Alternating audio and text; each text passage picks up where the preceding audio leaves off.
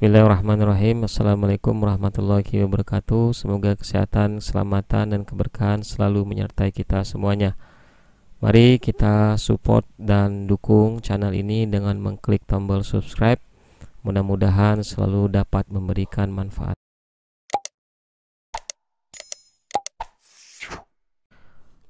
Pada kali ini kita akan membahas tentang penilaian screening.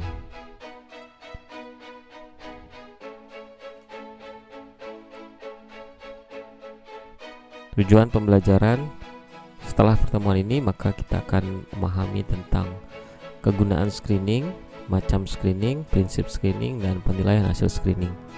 Untuk 3 tujuan pembelajaran ini, kita sedikit mengulang di beberapa pertemuan sebelumnya. Kegunaan screening.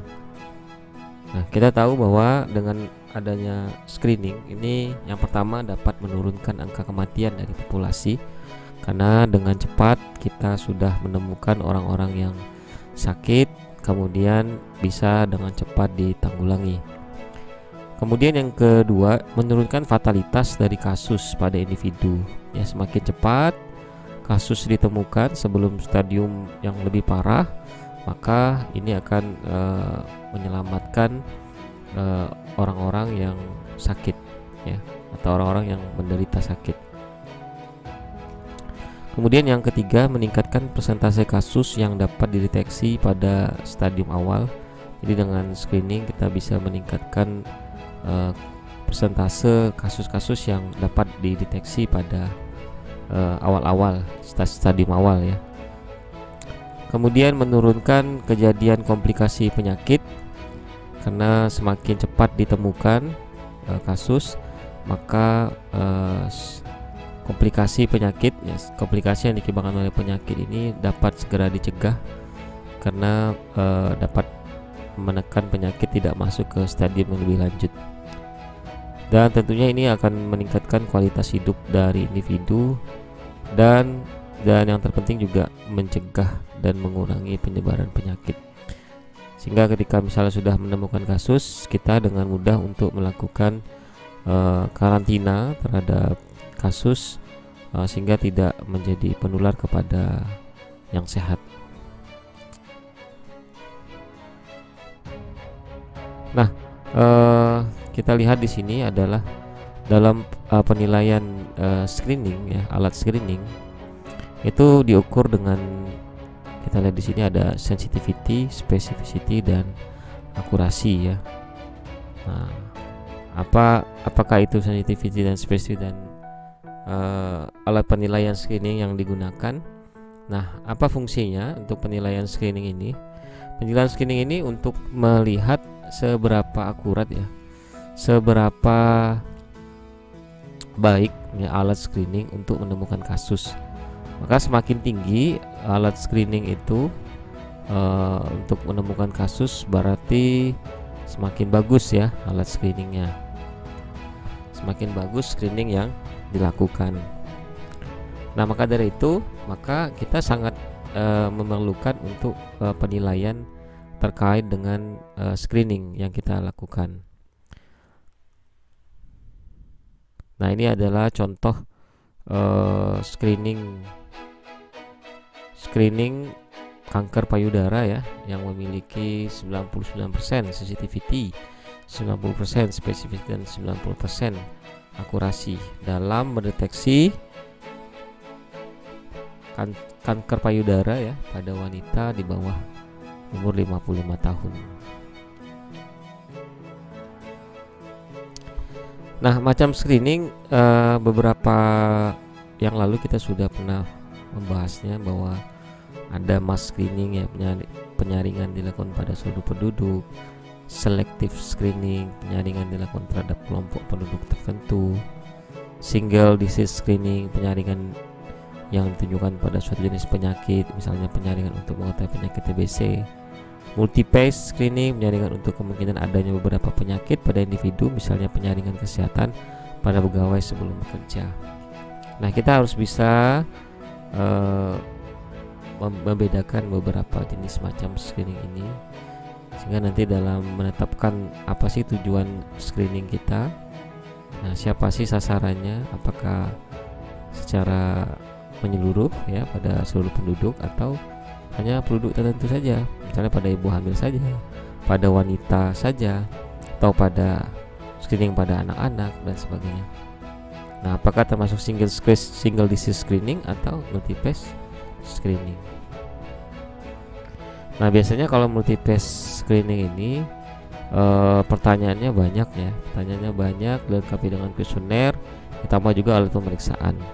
Kalau single disease screening, nah biasanya lebih spesifik ya, lebih spesifik penyakit tertentu, kemudian juga dalam mendeteksi ya tidak banyak pertanyaan ya, karena sudah spesifik pada penyakit tertentu.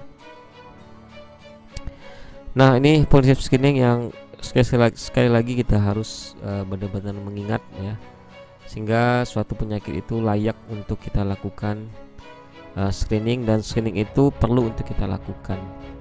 Yang pertama, penyakit yang ada screening ini merupakan masalah kesehatan pada masa yang sangat penting ya. Misalnya kita ingin melakukan screening COVID-19 ya, karena pada saat sekarang misalnya sedang mewabah COVID-19, sehingga semakin cepat kita menemukan kasus, maka semakin cepat juga kita menanggulangi sehingga tidak terjadi penyebaran yang lebih masif lagi ya. Kemudian yang berikutnya, harus ada cara pengobatan untuk penderita yang ditemukan melalui penyaringan. Nah, kalaupun tidak ada pengobatan ya, minimal ada upaya agar si pasien ini tidak menularkan kepada orang lain ya. Kemudian fasilitas untuk diagnosis dan pengobatan harus ada ya. Misalnya untuk yang sudah dilakukan screening ini perlu ada fasilitas tingkat lanjut lagi ya, untuk misalnya ketika sudah dites cepat, tingkat lanjutnya dengan swab ya, untuk, dan juga terkait dengan tindak lanjut pengobatan ini harus ada. Harus diketahui stadium simptomatik ya, dini dan masa laten. Jadi nanti harus mengenali juga ya gejala dari penyakit, suatu penyakit, apakah ini termasuk gejala tahap awal ya, atau masuk ke dalam gejala yang sudah tingkatan yang lebih parah. Kemudian harus ada cara pemeriksaan yang tepat ya, tidak sampai menimbulkan pertanyaan gitu ya, ternyata dites tidak positif, ada yang positif gitu ya, artinya alat tesnya tidak sensitif ya. Nah, maka ini harus ada pemeriksaan yang tepat, alatnya harus bagus ya. Pemeriksaan dilakukan tidak berbahaya dan dapat diterima oleh masyarakat. Sebaiknya diketahui tentang riwayat alamiah suatu penyakit dan biaya penemuan kasus dapat ekonomis. Nah, dari semua prinsip ini memang tidak semuanya harus dilakukan, tapi minimal kita untuk screening ini memenuhi beberapa prinsip-prinsip yang ada ini.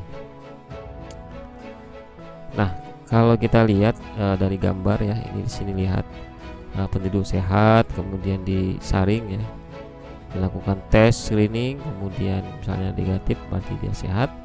Kemudian kalau misalnya dia positif ya, berarti dia nanti ada tahapan pemeriksaan lebih lanjut ya. Ada pemeriksaan lebih lanjut mungkin dengan pemeriksaan yang lebih baik dari pemeriksaan yang pertama, sehingga nanti dia benar-benar dinyatakan bahwa dia adalah pasien konfirmasi ya, pasien yang benar-benar dinyatakan bahwa menderita suatu penyakit tertentu ya, sakit atau benar-benar sakit ya. Tapi kalau misalnya setelah dia di swab di sini misalnya, atau dilakukan pemeriksaan tingkat lanjut dia negatif, maka artinya dia tidak sakit ya, false positif. Nah, kriteria alat screening ya, kita tahu bahwa untuk alat screening itu dapat dilakukan pada sejumlah besar orang dan masyarakat dengan cara cukup mudah, cepat dan murah ya, mempunyai validitas dan reliabilitas dan hasil yang tinggi. Kemudian validitas ya, alat ukurnya valid ya, benar-benar untuk mengukur penyakit yang akan kita lakukan pemeriksaan. Kemudian juga reliabilitas pengukurannya sama ya, maksudnya tidak berbeda-beda ya. Tes tersebut juga dapat diterima oleh masyarakat umum dan sasaran. Nah, nanti dalam penilaian alat screening tadi ya, salah satunya biar alat screeningnya itu benar-benar dinyatakan bagus gitu ya, harus memenuhi salah satu hasil penilaian ini ya, sensitivitas, spesifisitas, nilai prediktif positif dan nilai prediktif negatif ya, salah satunya. Nah, ini adalah rumusnya ya, bisa kita lihat di sini. Ini adalah ini tabel 2x2 nih, ini tabel 2x2. Nah, kemudian di sini have disease and have positive test, no disease but have positive test, have disease but have negative test, no disease and have negative test. Jadi ini dia punya penyakit dan hasilnya positif. Yang FP dia tidak sakit tapi dia memiliki hasil yang positif. FN dia punya penyakit ya, tapi hasilnya negatif. Kemudian yang TN dia tidak punya penyakit tapi dan juga tidak atau hasilnya juga negatif. Untuk menghitung sensitivity ya dan mengukur spesifisitas ya, ini rumusnya adalah TP ya, TP per TP ditambah FN ya, TP per TP ditambah FN. Sedangkan untuk spesifisitas TN per TN ditambah FP. Nah, untuk menghitung NPP ya, TP per TP plus FP ya, TP di sini kemudian dibagi TP kemudian ditambah FP. Nah, ini rumusnya. Kemudian untuk NPN ya, TN per FN ditambah TN. Ya, kita langsung pada contoh ya, satu-satu. Sensitivity adalah suatu kemampuan suatu pemeriksaan untuk mendeteksi secara benar orang yang mendapat penyakit. Nah, rumusnya ini true positif ya, dibagi true positif plus false negatif.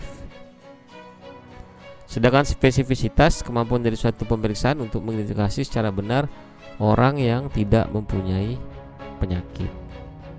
Spesifisitas sama dengan true negatif dibagi true negatif ditambah false positif. Nah, ini adalah sebuah contoh ya.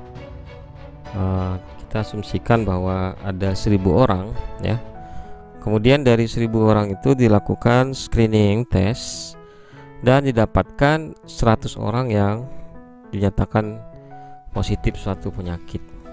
Nah, sekarang kita ingin menilai seberapa besar sensitivitas ya alat screening yang kita gunakan dan seberapa baik juga ya specificity terhadap alat screening yang digunakan.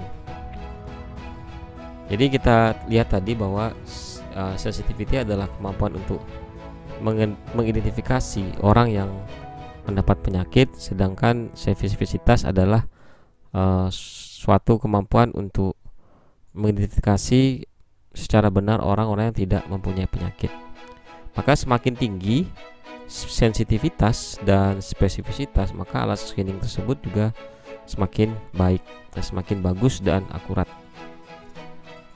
Nah, kita hitung saja sensitivitas tadi dengan rumus ya, TP ya tadi ya, TP di sini true positif ya, di sini TP kemudian dibagi TP ditambah FN ya.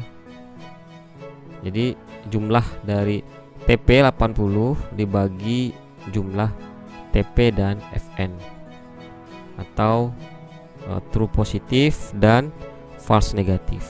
Nah, total jumlah true positif ditambah false negatif.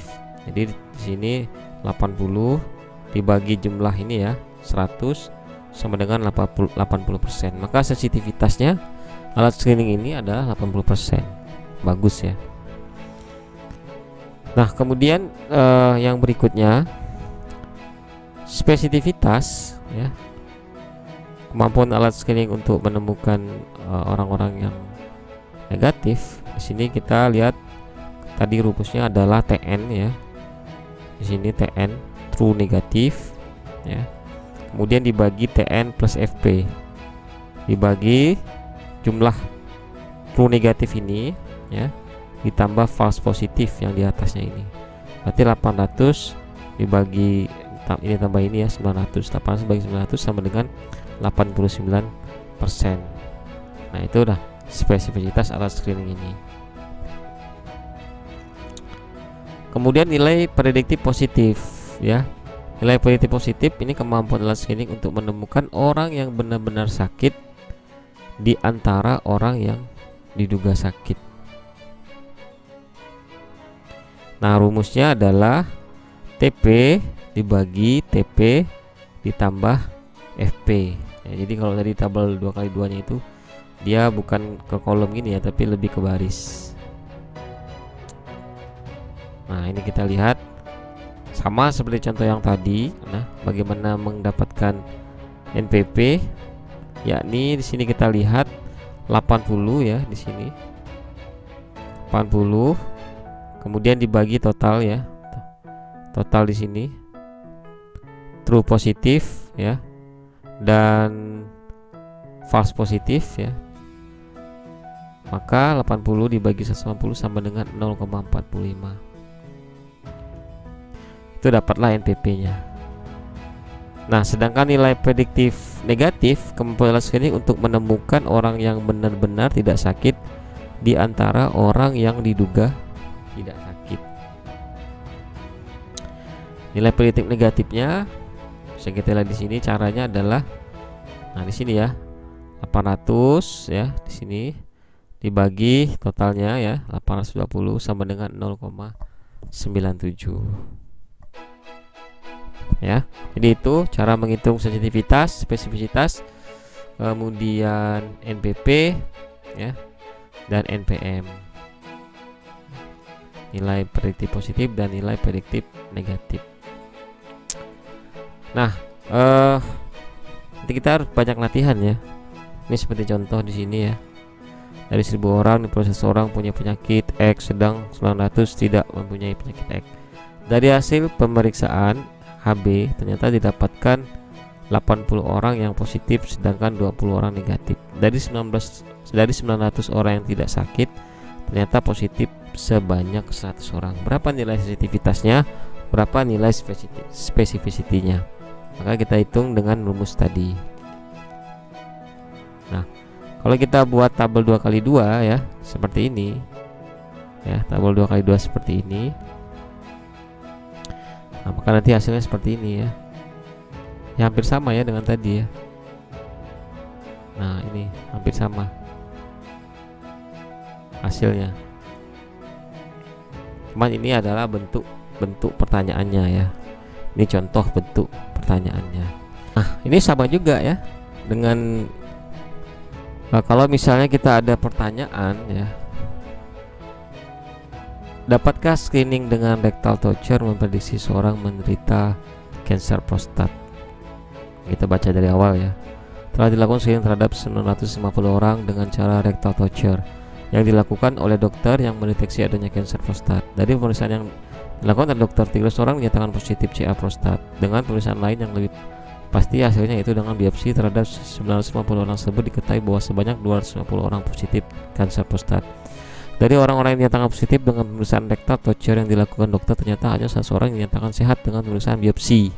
Dapatkah screening dengan rectal torture memprediksi seorang menderita kanker prostat? Jadi di sini kita membandingkan antara alat screening ya dengan biopsi dibandingkan dengan rectal torture. Manakah yang lebih bagus? Jadi pertanyaannya kira-kira seperti itu. Maka untuk menjawab ini Anda harus melihat masing-masing berapa sensitivitas dan berapa spesifisitas masing-masing alat screening tersebut. Rectal torture berapa, kemudian biopsi berapa. Semakin besar alat sensitivitasnya, semakin bagus spesifisitasnya, maka alat tersebut sangat baik ya untuk mendeteksi ya atau memprediksi seseorang terkena cancer prostat ini. Ya, maka ini harus dihitung dulu ya. Rectal torture berapa, kemudian yang biopsi berapa. Nah, ini untuk latihan saudara, nanti bisa ya, silakan. Nah, ini juga ini latihan saudara. Nah, nanti saya akan masukkan ke dalam pertanyaan ya di Classroom. Dari 130 orang yang diperiksa dengan Benedict test, sebanyak 60 orang diduga menderita diabetes mellitus. Untuk memastikan apakah orang tersebut menderita DM, dilakukan penegakan diagnosa dengan melakukan pemeriksaan gula darah, puasa, dan 2 jam sudah makan. Dari 130 orang tersebut, ternyata 67 orang dinyatakan tidak menderita DM, di mana 5 orang diantaranya dinyatakan positif DM menurut pemeriksaan dengan menggunakan Benedict test. Nah, berapakah nilai sensitivitas, berapa nilai spesifitas, berapa NPP, dan berapa NPN-nya? Silakan nanti dijawab. Baik, terima kasih. Itu saja yang dapat saya sampaikan untuk hari ini. Mudah-mudahan bermanfaat. Sampai jumpa lagi di pertemuan berikutnya. Bila fissabil haq, fastabikul khairat. Wassalamualaikum warahmatullahi wabarakatuh.